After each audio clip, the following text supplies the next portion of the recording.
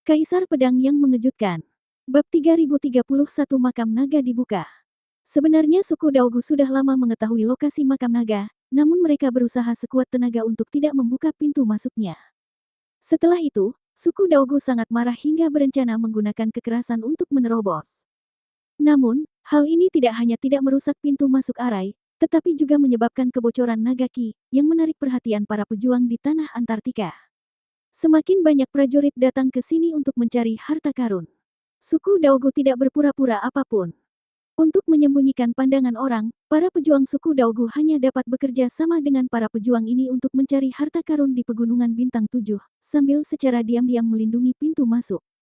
Diharapkan setelah jangka waktu tertentu, para pejuang ini tidak akan dapat menemukan pintu masuk ke makam naga, dan mereka akan dapat pergi dari sini. Pada saat itu, suku Hautaugu akan mempunyai formasi untuk mempelajari pintu masuk. Saat Yanji dan Linbai akan bertarung dengan para pejuang suku Daogu. Getaran datang dari pohon tua itu. Riak menyebar melalui kehampaan di depan pohon tua itu, dan secara bertahap menampakkan sebuah gerbang hitam, yang sepertinya mengarah ke 9 neraka. Suasananya suram dan menakutkan. Setelah gerbang gelap terungkap, hanya seekor nyamuk terbang yang berkumpul di sekitar pohon tua dan menghilang ke dalam tas binatang kerajaan. Saat ini, Baiking mengumpulkan nyamuk dan melangkah ke gerbang hitam. Semua nyamuk terbang. Ye Suxin sedikit terkejut saat melihat sekelompok nyamuk terbang berwarna putih hijau. Nyamuk terbang jenis ini konon bisa pergi ke mana saja. Ia tidak dapat diserang oleh 10.000 racun, air dan api, dan dapat menembus banyak rangkaian dharma. Baru saja Baiking menggunakan semua jenis nyamuk terbang untuk masuk ke pohon-pohon tua dan perlahan-lahan mendorong metode pembukaan susunan ini, sehingga membuka pintu ke makam naga. Makam naga, buka. Ketika prajurit suku kuno melihat gerbang hitam muncul di sekitar pohon tua, matanya berkilat liar dan matanya menunjukkan warna kejutan yang belum pernah terjadi sebelumnya. Yanji menoleh ke belakang dan melihat tubuh Baiking berjalan menuju gerbang gelap. Dengan sekejap matanya, Yanji mengeluarkan token suara dari tas penyimpanannya. Setelah transmisi cepat, dia berbisik, "Saya tahu Baiking tidak akan pernah berdiri di depan pohon tua ini. Dia pasti mencoba memecahkan susunan di sini. Saudara Lin, sepertinya kita tidak perlu bertarung dengan Daogu suku untuk saat ini. Jika Saudara Lin tidak ingin memasuki makam naga, pergilah. Aku akan masuk." Yanji memeluk tinjunya dan tersenyum pada Lin Bai. Dia segera masuk ke gerbang gelap. Lin Bai. Ye Suxin mendatangi Lin Bai dan berkata, "Masuk, masuk dan lihat." Lin Bai melihat kembali para prajurit suku Daogu itu, dan bersama Ye Suxin dan Lin Ye, dia juga berjalan ke gerbang gelap. Orang-orang kuat dari suku Daogu itu berkata berturut-turut, "Tolong beritahu para tetua suku bahwa makam naga telah dibuka. Ayo pergi dan lihat dulu." Segera, kelompok prajurit suku Daogu ini juga dengan cepat memasuki makam naga setelah transmisi. Setelah semua orang memasuki gerbang gelap, kelompok lain datang ke sini. Mereka benar-benar menemukan pintu masuk makam naga. Untungnya kita mengikuti kita. Kalau tidak, kali ini makam naga dibuka. Aku khawatir kita bahkan tidak bisa minum sup untuk suku Paviliun Pedang. Kelompok orang ini, yang mengejutkan, adalah Su Shaoyou yang datang bersama Lin Bai. Su Shaoyou tersenyum dan berkata, "Beritahu ayahku, biarkan mereka membawa orang-orang kuat dari suku Paviliun Pedang untuk datang ke sini. Cepatlah, karena Yanji juga memberitahu suku Dihuang, dan suku Daogu juga mendapat beritanya." Pelayan yang mengikuti Su Shaoyou dengan cepat mengeluarkan tanda suaranya dan berkata, "Bagaimana dengan kita? Tuan muda?" Su Shaoyou berkata sambil tersenyum, "Tentu saja, kita harus masuk dan melihat-lihat dulu." Lin Bai dan Ye Suxin dan Lin Ye melangkah ke gerbang gelap setelah Yanji dan Baiking. Saat melewati gerbang, ada lorong makam yang luas di depan Lin Bai. Ada mutiara malam hijau di kedua sisi makam untuk menerangi lorong makam. Kapan dia datang ke makam, Lin Bai melihat Yanji dan Baiking, dan sudah kehilangan pandangannya. Go! Sosok Lin Bai melintas dan terbang ke depan. Ketika ketiganya melewati koridor gelap ini, di ujung jalan makam, ada sebuah alun-alun besar. Alun-alun ini mampu menampung jutaan orang. Ketiganya ibarat semut di alun-alun. Di mana tempat ini? Ye Suxin berdiri di alun-alun, mendongak, wajahnya terkejut. Lin Bai berjalan keluar dari jalan makam dan melihat ke atas. Ada sebuah alun-alun luas di depannya. Ada gunung di sekelilingnya. Apalagi di bagian atas alun-alun ini, tampak ada awan. Sekarang ada bulan sabit hijau yang tergantung di udara. Sementara itu, Baiking dan Yanji juga berdiri di alun-alun untuk menonton minggu ini. Mereka dikejutkan dengan pemandangan di sekitar mereka. Di ujung lain alun-alun, di antara pegunungan, terdapat banyak istana kuno, tetapi istana-istana ini sudah lama tidak dihuni, dan susunan serta kekuatan spiritual di dalamnya telah habis, dan perlahan-lahan mulai runtuh. Kali ini, para pejuang suku Daogu, Su Shaoyou dan lainnya juga datang ke tempat ini dan datang ke alun-alun. Di tengah alun-alun besar ini, berdiri sebuah tablet batu besar. Baiking dan Yan Ji kini sudah mulai bergerak maju. Lin Bai juga berjalan mendekat. Mereka melintasi alun-alun dan sampai di loh batu di tengah alun-alun. Lin Bai mendongak, dan ada beberapa kata di depan tablet batu, suku Daogu. Yan Ji terkejut dan berkata, ini adalah loh batu suku Daogu. Apakah suku Daogu ada hubungannya dengan makam naga?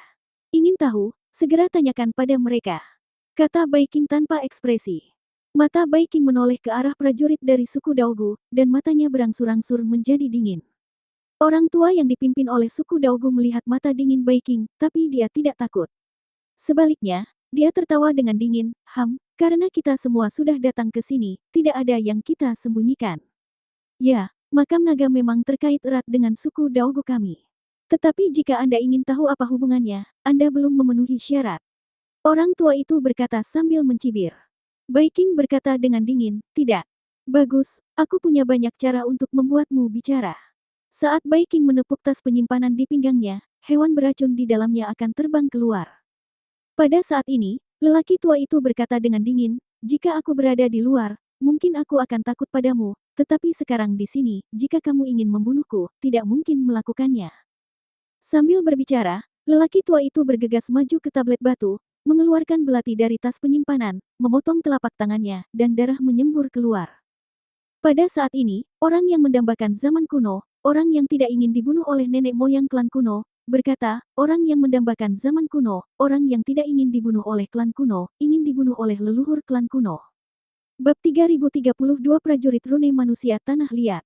Melihat Gu Hongliang dari suku Daogu menamparkan telapak tangannya yang berdarah di tablet batu, semua orang menjadi bingung.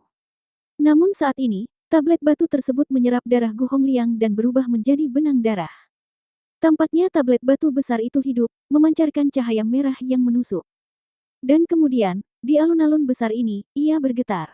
Dalam guncangan hebat ini, Lin Bai dan yang lainnya hampir sulit untuk berdiri di tanah. Ini adalah... Lin Bai menatap lempengan batu biru persegi di dasar alun-alun. Saat ini, lempengan batu itu tenggelam satu persatu, tetapi ketika mereka sampai di sini, seorang prajurit tanah liat dengan pistol panjang di tangannya muncul dengan wajah garang. Sekilas, di alun-alun besar ini, diperkirakan lebih dari 100.000 tentara tanah liat telah bangkit dari tanah. Di atas prajurit tanah liat ini, jejak lampu merah berkedip, seolah memberi mereka kehidupan. Fu Bing. Mata Yan Halbert berkilat, dan tatapannya sedikit terkejut. Fu Bing. Ada juga beberapa perubahan pada warna putih dan biru. Lin Bai melindungi Ye Suxin di belakangnya, dan perlahan mundur ke tepi alun-alun. Dia melihat ke arah prajurit tanah liat yang bangkit dari tanah di depannya. Matanya berbinar. Ye Suxin berbisik, itu Fu Bing. Lin Bai bertanya dengan rasa ingin tahu, apa itu Fu Bing? Ye Suxin berkata, ini adalah teknik boneka kuno. Dahulu kala, beberapa orang kuat meremas tanah liat dan menjadi manusia. Setelah membuat segel, patung tanah liat ini memiliki kekuatan untuk menembus bumi.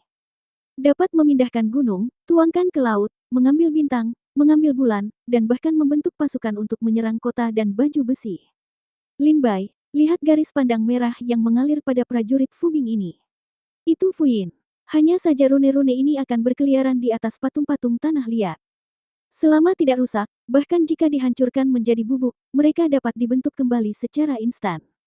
Keterampilan boneka Fu Bing semacam ini telah lama hilang di benua kuno, tapi saya tidak menyangka akan melihatnya di sini. Ye Suxin berkata dengan suara rendah. Melihat begitu banyak tentara Fu keluar dari tanah, Baiking, Yanji dan Lin Bai mundur satu demi satu. Su Shaoyou juga terlihat sedikit ketakutan, dan mundur perlahan. Gu Hongliang, yang berdiri di samping tablet batu, tertawa terbahak-bahak dan berkata, hahaha, Baiking, aku juga ingin berterima kasih karena telah membantu suku Daogu kami membuka makam naga. Jika tidak, kekuatan aneh dari susunan Dharma tidak akan pernah bisa membukanya. Sekarang makam naga telah dibuka, dan suku kuno kita telah muncul kembali di tanah leluhur mereka. Kembalikan ortodoksi. Gu Hongliang tertawa terbahak-bahak dan berkata, kalian semua akan mati di sini. Bunuh mereka untukku. Gu Hongliang meraung. Sekarang lampu merah Fubing di alun-alun dengan cepat menyatu di mata batu mereka. Jejak lampu merah berkedip, seolah memberi mereka sepasang mata. Tiba-tiba, tentara Fu ini bergegas mendekat dan membunuh Lin Bai dan yang lainnya.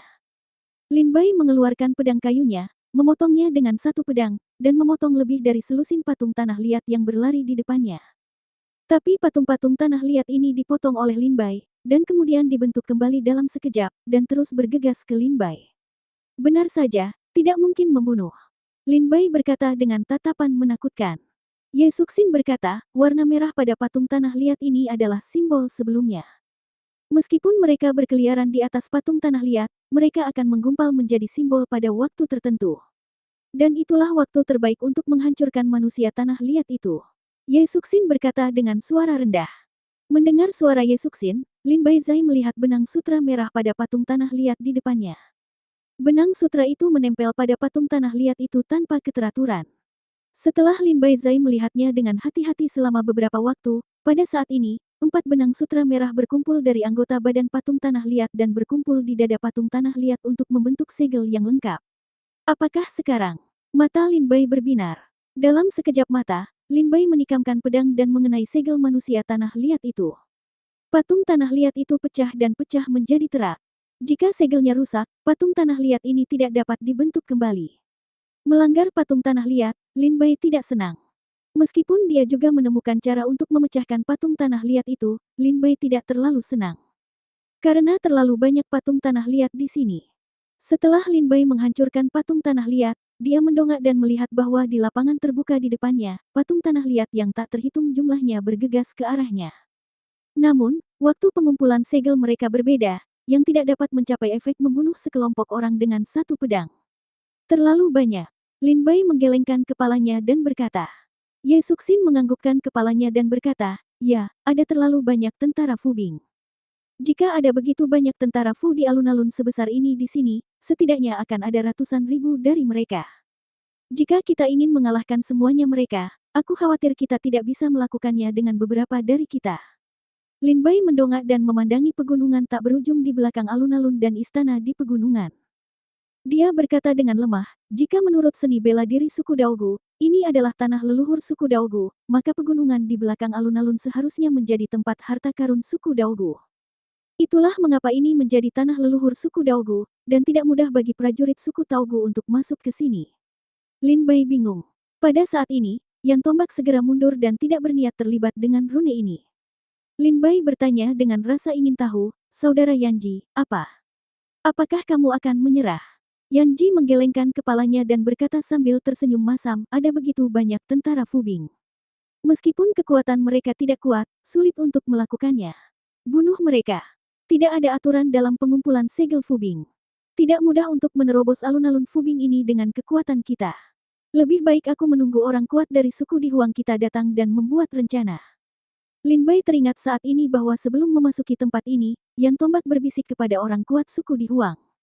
Diperkirakan orang kuat suku Dihuang juga sedang dalam perjalanan. Di sisi lain, Su Shaoyou juga mundur dari Fubing dan berkata dengan suara dingin, saya tidak menyangka akan menghadapi hal yang merepotkan saat saya keluar untuk menjelajahi harta karun kali ini. Sepertinya saya tidak akan menghadapinya. Bisa berjalan melewati alun-alun Fubing ini sebelum kedatangan orang kuat suku. Selain suku Daogu, semua prajurit lain yang memasuki area tersebut mundur satu demi satu, berniat untuk menghadapi tentara Fubing. Saat itu, di jalan makam gelap yang baru saja dilewati Lin Bai dan yang lainnya, terdengar semburan suara. Sepertinya seseorang sedang berlari kencang di dalamnya dengan momentum yang besar. Dalam sekejap, orang-orang menoleh ke belakang. Sekelompok prajurit muncul di langit alun-alun ini. Setelah mereka datang ke sini, mereka sangat ketakutan dengan bentuk lahan di sini. Apakah ini makam naga? Ini sangat besar. Para prajurit yang masuk ke tempat ini terkejut dan berkata. Lin Bai mendongak dan melihat bahwa prajurit pertama yang datang ke sini adalah prajurit kuat yang dipimpin oleh suku Dihuang dan suku Jiangge. Di antara mereka, Lin Bai melihat Yan Long dari suku Dihuang, dan Su Yongfei, tetua suku Jiangge, ayah Su Shaoyou. Bab 3033 Boneka Dunia memulai debutnya. Paman Panjang. Yan Ji terbang menjauh dan datang ke sisi Yan Long untuk menjelaskan situasi di sini. Pastor Su Shaoyou juga kembali ke Su Yongfei dan menjelaskan situasinya. Ada sekitar ratusan orang kuat dari suku Dihuang, kebanyakan dari mereka adalah pejuang yang mati dalam kesulitan, dan ada 7 atau 8 orang kuat yang telah memenangkan posisi teratas. Posisi yang paling kuat adalah Yan Panjang.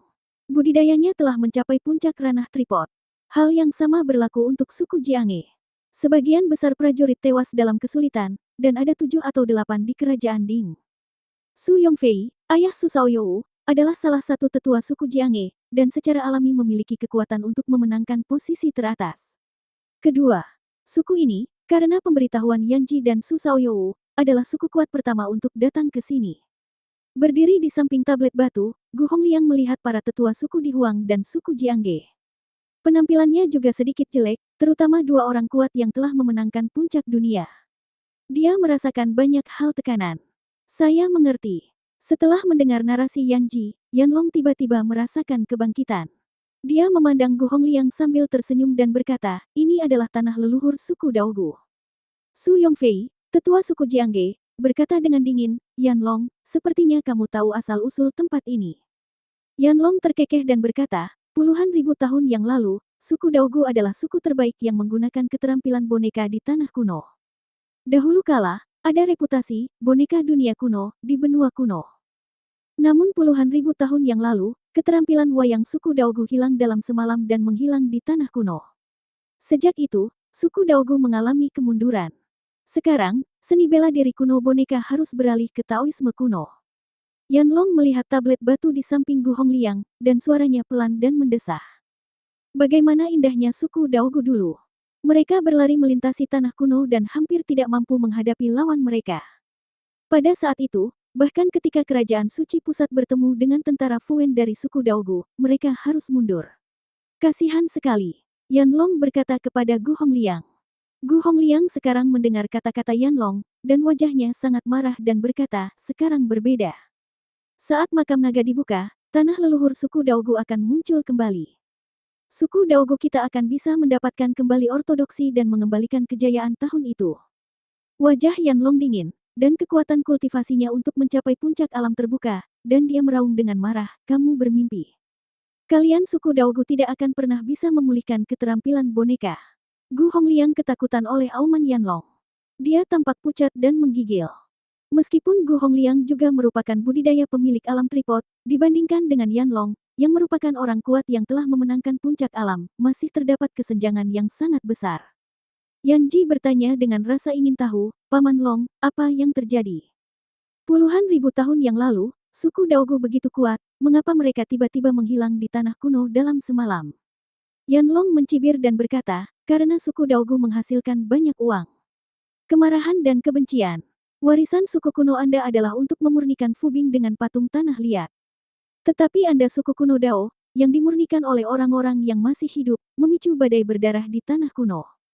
Pada saat itu, The Negara Suci Pusat mengetahui bahwa dengan marah, mereka memerintahkan para pahlawan Nanzu untuk menghancurkan suku Daogu. Jika para pahlawan Nanzu tidak dapat menghancurkan suku Daogu, Negara Suci Pusat akan mengirimkan 10 markuise dan bekerja sama dengan ratusan juta pasukan untuk memasuki Nanzu. Saat itu, kalian suku Daogu juga memicu kemarahan publik di tanah Antartika. Dipimpin oleh kerajaan suci pusat, dan diserang oleh kelompok alami prajurit Nanzu. Pada saat itu, kepala suku Daogu tidak terkalahkan. Untuk melestarikan dupa dan api suku Daogu, dan ratusan orang kuat suku Daogu pada saat itu, mereka membentuk susunan Dharma dengan darah dan daging sebagai pembatasnya, yang tidak dapat membuka tanah leluhur. Pada saat ini intinya, kalian suku Daogu dapat melestarikan dupa dan berkembang biak hingga hari ini, jika tidak, kalian suku Daogu seharusnya sudah dihancurkan puluhan ribu tahun yang lalu. Hari ini, kalian suku Daogu memulai kembali makam naga dan membuka tanah leluhur mereka. Ini bukan hari bagi suku Daogu Anda untuk bangkit kembali, tetapi hari bagi suku Daogu Anda untuk binasa. Yan Long berkata dengan dingin. Su Yongfei dari suku Jianghe tiba-tiba menyadari dan berkata, oh, saya ingat, proses detail perang ini benar-benar mendesak dalam buku-buku kuno suku Jianghe. Kamu suku Daogu menggunakan orang yang masih hidup untuk menyaring dan memilih orang-orang yang berbakat dan cerdas. Akibatnya, sejumlah besar talenta di Asia Selatan dibunuh oleh suku Daogu. Bahkan kerajaan suci pusat berpikir bahwa suku Daogumu adalah aib bagi hubungan manusia, jadi mereka memerintahkan Daogu untuk dihancurkan. Su Yongfei menatap Gu Hongliang dengan dingin dan berkata. Ketika Gu Hongliang mendengar kata-kata ini, dia pucat dan berkeringat. Yanlong menatap Gu Hongliang dan berkata dengan dingin, pada masa itu, kamu salah jalan. Apakah Anda ingin melakukan kesalahan lagi dan lagi? Apakah kamu akan bunuh diri? Gu Hongliang terkejut dengan kata-kata Yanlong dan terdiam beberapa saat. Pada saat ini, di belakang jalan makam, terdengar lagi semburan minuman, penghancuran diri.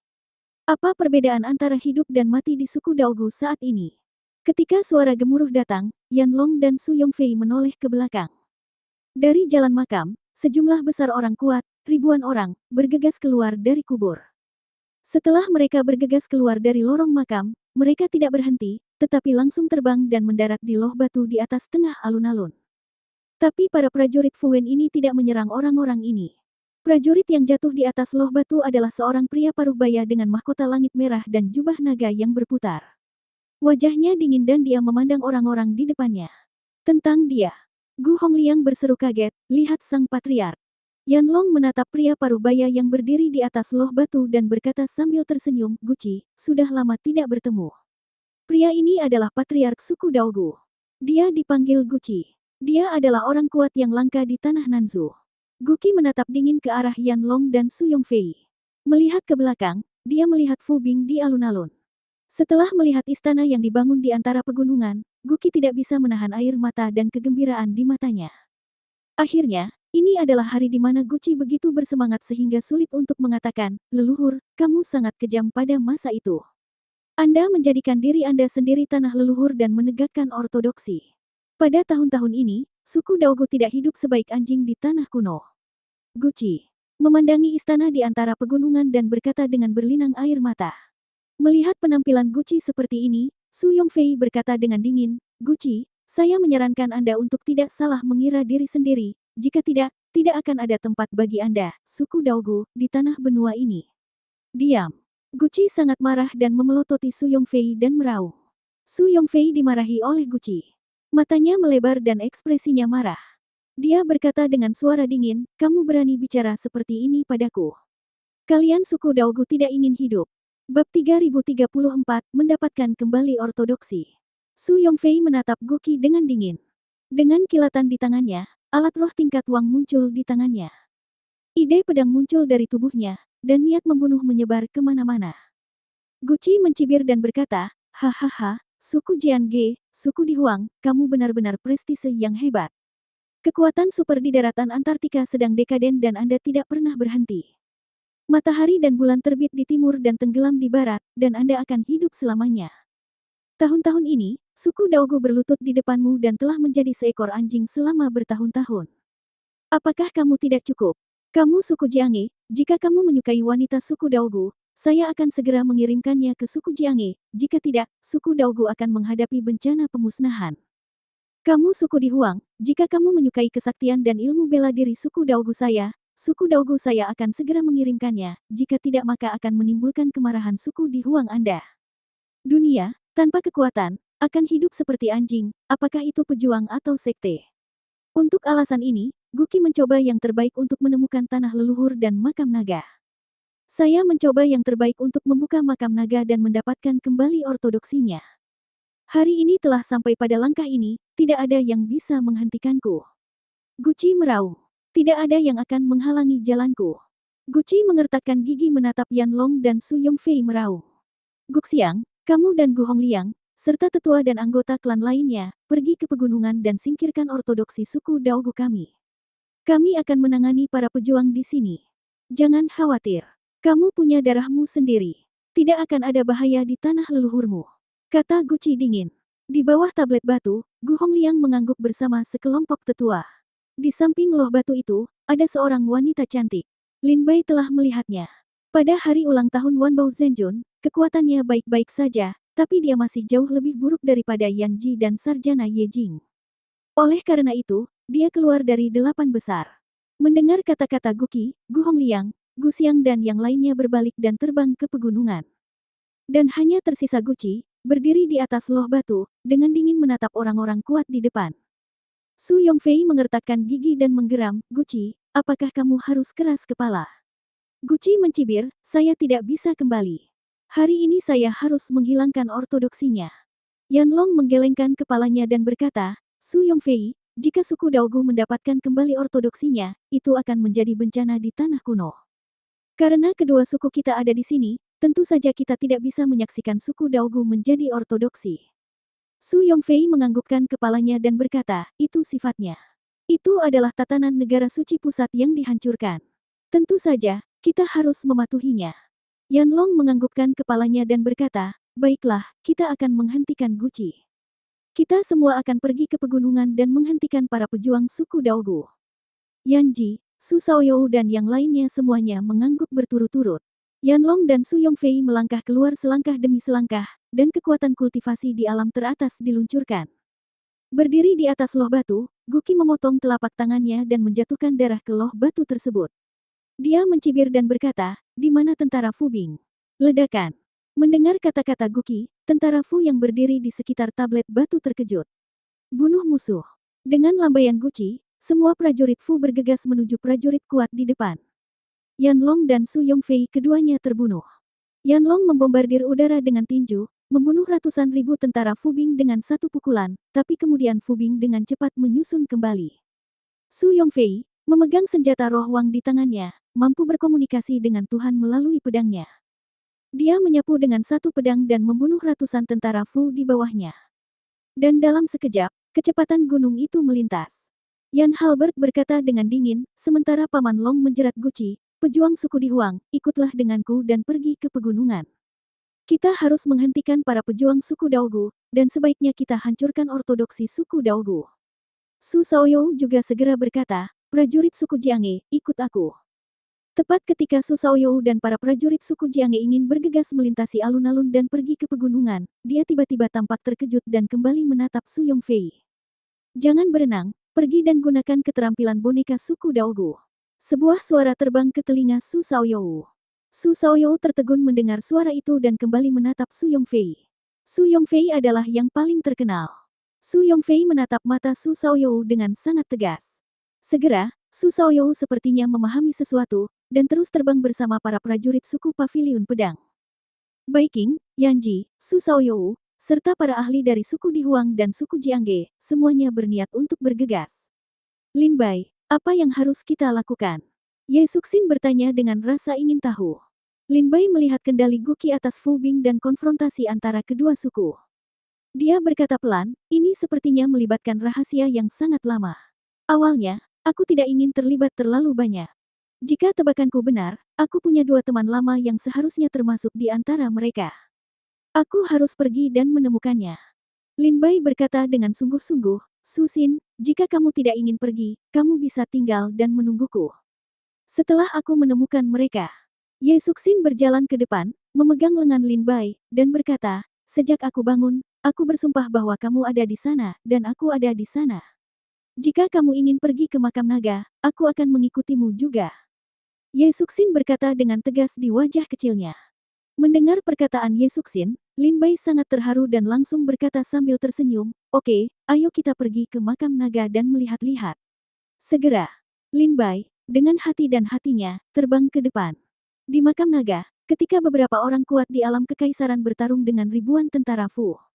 Sekarang berita tentang pembukaan makam naga telah menyebar ke pegunungan bintang 7, dan banyak pejuang telah mendengarnya. Para prajurit berjalan melalui lorong makam dan sampai ke alun-alun. Mereka terkejut dan berkata, apakah ini makam naga? Ya Tuhan, ini dunia yang gelap. Bagaimana pertarungan beberapa pemain top? Apakah patung tanah liat di atas alun-alun Fu Bing? Satu demi satu, para prajurit yang memasukinya berkata dengan terkejut. Di antara kerumunan itu, ada seorang lelaki tua memegang kepala ular dan seorang pemuda berwajah dingin dan pedang tajam di tangannya. Kedua orang ini adalah Raja Ular dan Raja Serigala. Tuhan sudah pergi duluan. Ayo ikuti. Raja Ular berkata dengan enteng. Raja Serigala mendongak dan melihat pertempuran itu.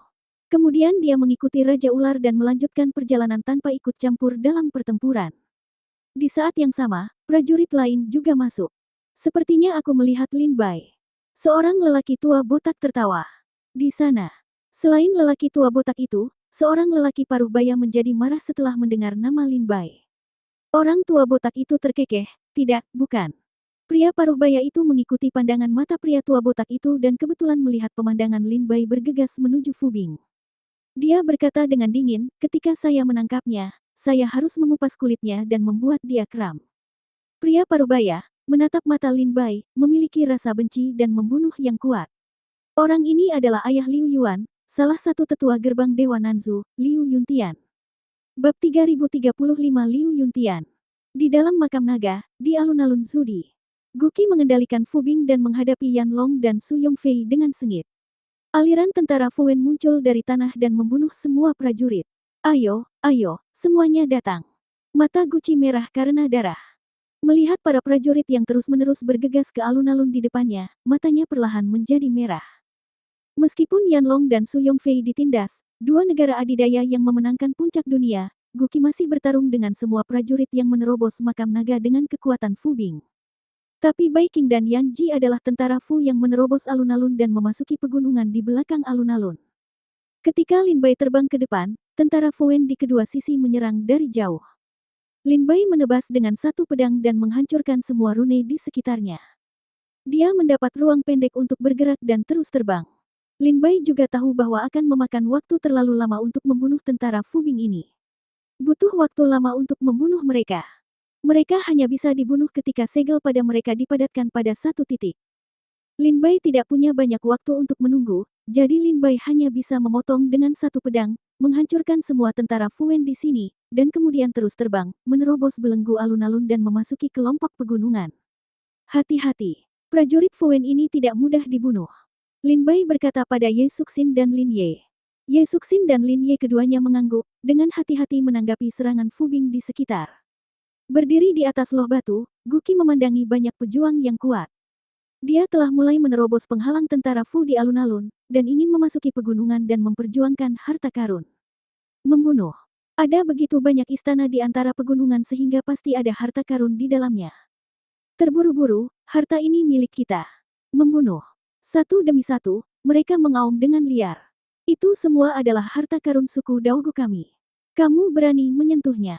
Guqi berdiri di atas loh batu dan meraung marah. Sekaligus, dia menghentakkan kakinya. Tiba-tiba, alun-alun itu bergetar hebat lagi. Saya harap apa yang tercatat dalam buku-buku kuno yang diturunkan dari suku itu benar adanya. Guqi tampaknya telah mengambil keputusan besar. Segera, Guqi mengatakan sesuatu. Deru kebisingan menyebar ke seluruh alun-alun. Apa masalahnya? Ye Suxin berkata dengan heran. Lin Bai mendongak dan melihat alun-alun di depannya. Ada patung tanah liat besar, tingginya 100 meter dan ditutupi baju besi emas. Guqi meraung, Jinjia Dewa Perang. Lin Bai berkata dengan ngeri. 3 patung tanah liat lapis baja emas bangkit dari bawah tanah dan bergegas pergi, menyerang Su Yongfei dan Yan Long. Patung tanah liat lainnya dengan baju besi emas menghalangi semua orang. Kami tidak ingin bertemu dengan patung tanah liat emas, cari cara lain untuk pergi ke pegunungan. Lin Bai berkata pada Ye Suxin. Dia segera berbalik dan langsung menuju ke arah lain. Tapi saat Lin Bai berbalik, Lin Bai melihat patung tanah liat dan tentara Fu, dan seorang pria paruh baya berlari ke arah Lin Bai dengan senyum muram. Melihat pria paruh baya ini, Lin Bai tidak tahu kenapa. Dia memiliki krisis hidup dan mati yang kuat di dalam hatinya. Lin Bai, aku akhirnya menemukanmu. Pria paruh baya itu berkata sambil tersenyum muram. Lin Bai berkata dengan dingin, siapa kamu? Pria paruh baya itu berkata sambil tersenyum muram, namaku Liu Yuntian. Hehe, kamu mungkin tidak mengenalku, tapi kamu hanya perlu tahu satu hal. Liu Yuan adalah anakku. Lin Bai tiba-tiba terbangun, ternyata pria ini adalah ayah Liu Yuan. Jika kamu membunuh anakku tercinta, aku akan membayar hutang darahmu hari ini. Mata Liu Yuntian memerah karena darah. Dia bergegas ke Lin Bai dengan telapak tangan di tangannya. Kekuatan besar menghancurkan patung tanah liat di kedua sisi. Qizong adalah tempat terbaik untuk dikunjungi. Dengan momen tangan Liu Yuntian, Lin Bai tiba-tiba merasakan kekuatan kultivasi pria ini, yang jelas lebih kuat dari pria tua botak itu. 7 alam tripod sebenarnya penting. Liu Yuntian memukul Lin Bai dengan telapak tangannya. Dalam sekejap, tidak ada waktu bagi Lin Bai untuk bereaksi. Dewa petir 3 warna mau tidak mau mengembun dan melindungi tubuh Lin Bai. Bang! Bahkan jika ada tubuh pelindung guntur Dewa 3 warna, telapak tangan ini masih mengenai tubuh Lin Bai, meledakkan Lin Bai, pucat, meludahkan darah hingga jarak 100 meter. Lin Bai. Yesu berseru kaget dan terbang ke sisi Lin Bai. Dia mengangkat matanya dan menatap Liu Yuntian dengan dingin. Liu Yuntian datang dari patung tanah liat, dengan senyuman kejam di mulutnya, mengepalkan tinjunya dan berkata dengan suara dingin, ketika kamu membunuh anakku, kamu harus tahu bahwa akan ada hari ini. Lin Bai berdiri dari tanah dan berkata dengan suara dingin, kamulah yang datang untuk memprovokasi saya lebih dulu. Liu Yuntian meraung, saya tidak peduli. Karena kamu membunuh anakku, kamu harus membayar pendarahannya. Hari ini, bahkan jika kamu adalah Raja Surga, kamu pasti akan mati. Liu Yuntian meraung dengan marah, dan kekuatan mengerikannya untuk mencapai tingkat kultivasi tertinggi menyebar seperti badai. Dalam badai kultivasi ini, segala sesuatu di langit dan bumi sepertinya ditelan olehnya. Hati-hati. Yesus sangat ingin melindungi Lin Bai. Cepatlah, tetaplah di hati. Lin Bai mendorong Ye Suxin menjauh. Di saat yang sama, lapisan pertama dari pedang yang tak terkalahkan bergerak dengan tenang. Lampu merah muncul di tubuh Lin Bai. Mati untukku. Liu Yuntian sangat marah, menghancurkan langit seperti melawan Lin Bai dan kamu Suxin. Bang! Ye Suxin melintas di depan Lin Bai, yang kebetulan dadanya dipukul oleh telapak tangan ini. Dalam sekejap, tubuh Ye Suxin terbang seperti layang-layang garis putus-putus, terbang keluar dari depan Lin Bai, dan jatuh ke dalam patung tanah liat, dan tenggelam oleh patung tanah liat itu. Tetap di hati. Tetap di hati melihat ke belakang, Lin Bai kebetulan melihat kamu Suxin jatuh ke dalam patung tanah liat dan menghilang. Lin Bai panik, matanya melebar, dua pedang terbang bergegas membelah patung tanah liat itu, mencoba menemukan jejaknya Ye Suxin, tetapi tidak ada yang ditemukan. Hahaha, perasaan kehilangan cinta, sekarang kamu mengetahuinya. Liu Yuntian melihat urgensi dan kekhawatiran di wajah Lin Bai dan langsung tertawa liar, jangan khawatir, aku akan mengirimmu ke bawah untuk menemukannya segera. Melihat kembali ke Liu Yuntian, Lin Bai berkata dengan dingin, jika dia mengalami kecelakaan, aku bersumpah bahwa Nanzu Senmen akan menghilang selamanya di tanah kuno. Nanzu prajurit tidak bisa membunuhmu, aku bisa. Lin Bai menatap Liu Yuntian dan mengaum, lalu berbalik dan membunuh patung tanah liat untuk menemukan jejak Ye Suxin. Sekarang Lin Bai tidak punya pikiran untuk bertarung dengan Liu Yuntian. Dia harus menemukan Ye Suxin untuk memastikan keselamatannya. Biarkan kamu merasakan perasaan menyakitkan ini dulu. Saya akan membantu para Senmen untuk menangkap harta karun di sini, dan kemudian saya akan membersihkan Anda. Liu Yuntian melihat Lin Bai mencari Ye Suxin, tetapi dia tidak terburu-buru mengejar Lin Bai. Sebaliknya, Liu Yuntian melesat pergi dan pergi. Langsung ke pegunungan. Hutan dan ladang ikut bersama mereka. Dua pedang terbang Lin Bai terus memotong patung tanah liat satu persatu. Lin Bai mengira dia gila dan mencari di alun-alun ini, tapi dia masih tidak dapat menemukan jejaknya. Ye Suxin. Pada saat ini, Lin Bai menjadi semakin bersemangat, dan semangat pembunuh dan kekerasannya menjadi semakin kuat. Ketika Lin Bai menyapu alun-alun seperti orang gila. Yan Ji, bagaimanapun, menemukan keanehan Lin Bai, berlari ke arahnya dan bertanya, Saudara Lin, apa yang kamu lakukan? Lin Bai bertanya, Yan Ji, apakah kamu melihat Ye Suxin? Mata Yan Ji berkilat dan berkata, aku baru saja melihat Ye Suxin terluka, dan bergegas ke pegunungan. Sepertinya masih ada orang yang mengejarnya. Saya masih bertanya-tanya mengapa Anda tidak bersama. Gunung. Lin Bai mendongak dan melihat pegunungan. Dia segera menginjakkan kaki di atas pedang terbang dan langsung menuju pegunungan. Dia berkata, Lin Ye, kemarilah perlahan. Saudara Yan Ji, sampai jumpa lagi. Lin Bai bergegas ke pegunungan, di sepanjang jalan, pedang terbang memotong semua patung tanah liat di kedua sisi, dan berkata dengan dingin di dalam hatinya, Nanzu Senmen, kamu harus datang untuk memprovokasi saya, bukan?